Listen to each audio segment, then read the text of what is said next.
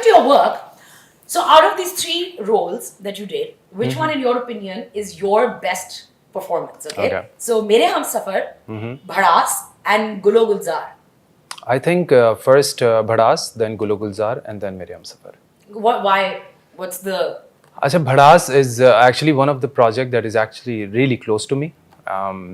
उसकी कास्ट और उसका जो हमारा एक इतना हमने अभी faced a lot of challenges because उस टाइम पे जो पेंडेमिक का टाइम वो चल रहा था और पर वो हमने किस तरीके से हमने शूट किया, इट वाज वेरी चैलेंजिंग.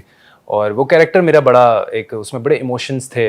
एक अगर मैं एक पॉजिटिव कैरेक्टर की बात करूँगा तो वो सारी चीज़ें बहुत थी उसमें. सीन्स कुछ ऐसे लिखे हुए थे और परफॉर्मेंसेस उसमें मुझे to be honest after completing this project और ये जब ऑन एयर हुआ है तो उसके बाद as an actor I got really good feedback and really good recognition as an actor. तो yes, I think Bhadas is and it was one of a major hit of air by that time. So I think Bhadas would be your top. And even Gulo Gulzar was one of a hit. तो Gulo Gulzar का एक अलग grey थोड़ा सा उसमें shades थे character के.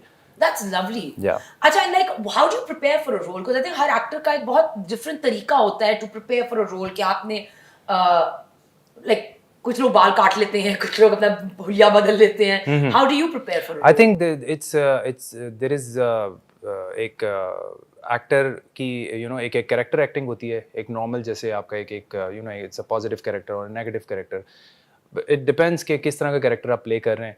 और आपने अगर आप टीवी पे देखें तो 80% 90% बहुत ज़्यादा कैरेक्टर आपको चेंज, क्योंकि कैरेक्टर एक्टिंग बहुत एक मुझे कम नज़र आती है स्क्रीन पर.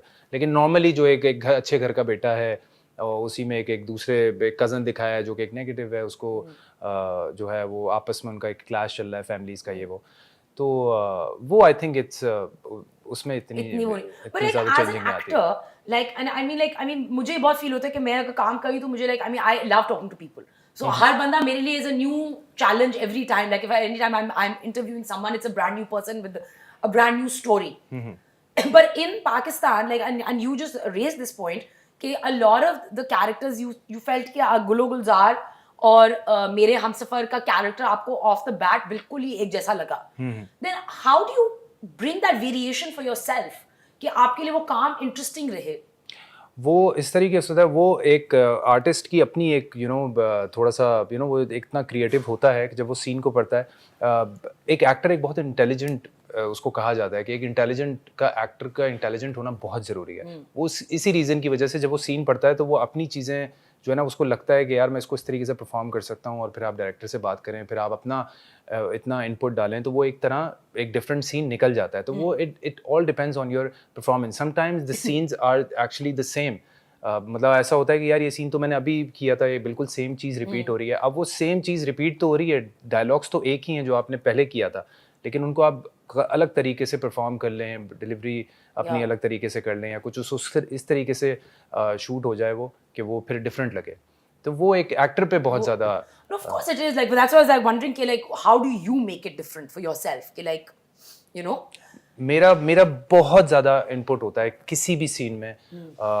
और मैं अपना हर सीन में कोशिश करता हूँ कि बेस्ट से बेस्ट देने की.